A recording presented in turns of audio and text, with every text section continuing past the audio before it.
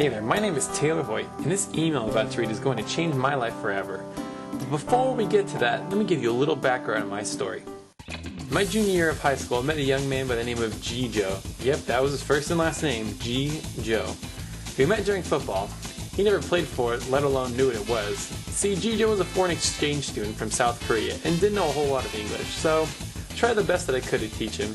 Turned out we had chemistry together. With football and studying for chemistry, we ended up spending a lot of time together. Through all of this, I went to his house quite a few times and was exposed to his culture and the things that were important to him. Everything about the culture intrigued me, from the food they ate, the language, and everything in between.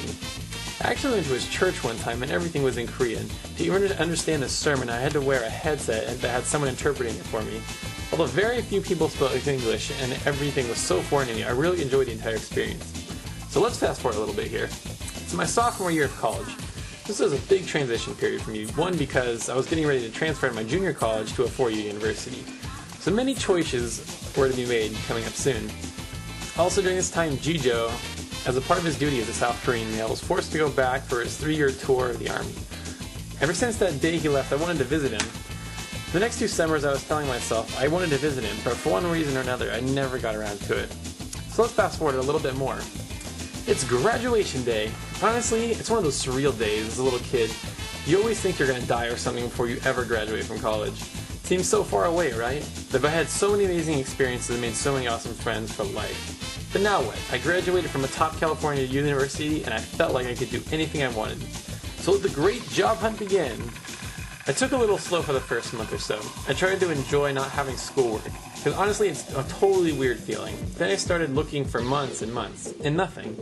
Graduation was bittersweet in the sense that when I graduated it was just in time before Arnold made budget cuts, but bitter because the economy was terrible. I took all summer and found nothing. Then I came across this program called Gone to Korea. It was like a recruiting agency of sorts. They were looking for people interested in teaching English in South Korea. The pay wasn't going to be amazing, but it was more for the experience than anything. I applied and kept in regular contact with one of the director of operations named James. He helped me a lot as far as getting the paperwork together and knowing what I needed to do in the meantime. I was ready to go now, and it didn't seem like there was going to be a better time. Then to my grandpa. He said to me that it would be wise to pay off my school loans first, and then after I could do whatever I wanted. So I took his words to heart and I did just that. My aunt also blessed me by setting up a meeting with one of her clients who happened to be in the HR department for a big box retailer. So the meeting took place, and a few interviews later, I was working as a supervisor at a local store. Granted, it wasn't my dream job, but it was paying the bills, I was getting valuable experience, and I was meeting a lot of great people along the way. So it's been almost a year now. My loans are almost paid off, and I had been thinking a lot more about the teaching opportunity in Korea. I thought I would have heard from James around March or April, but I hadn't. So I decided to email him about everything. The next day he emails me back and says he's got an interview set up with the school in the city of my choice. Wow, I thought, this guy's good. So I take the interview, which lasted much longer than I expected, but after it was over, I think it was exactly what they were looking for. The next morning, James emails me telling me that the interview was a success and they wanted to make me an offer. Wow, this all happened so fast. It went from something in the back of my mind that I thought may not even happen anymore, and within days I had an offer to come to South Korea to teach English. Granted, it was all pending background check, paperwork, etc. But this moment was about 6 years in the making, and one I honestly thought would never come. So I've since done all the appropriate paperwork and such, so remember the email at the beginning of the video? Let's go revisit it. It reads, "Congratulations on your new job in South Korea, James."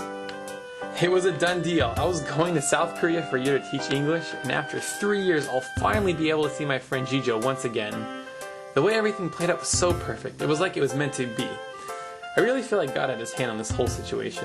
Have you ever had one of those light bulb moments, and your heart is just telling you what you're doing is right?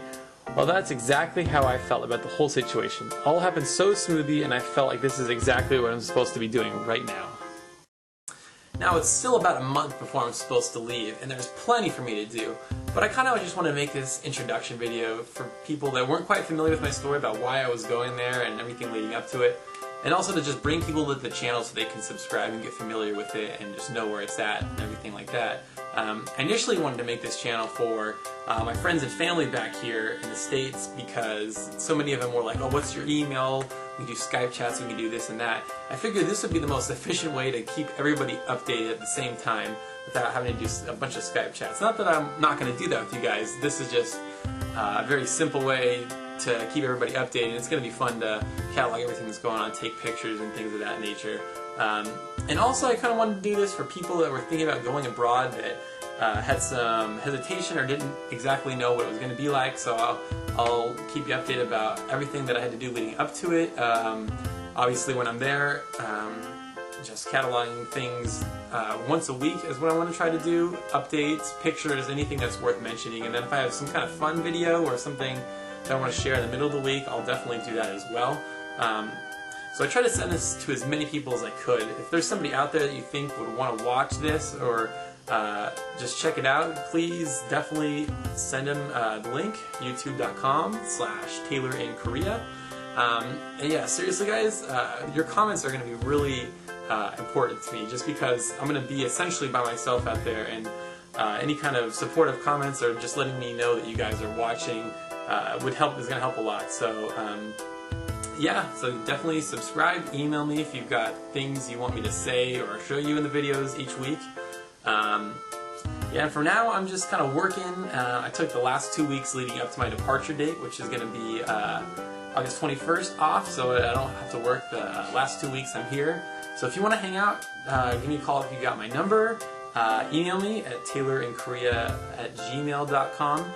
And yeah, my name is Taylor Hoyt, and for now, I'm in America.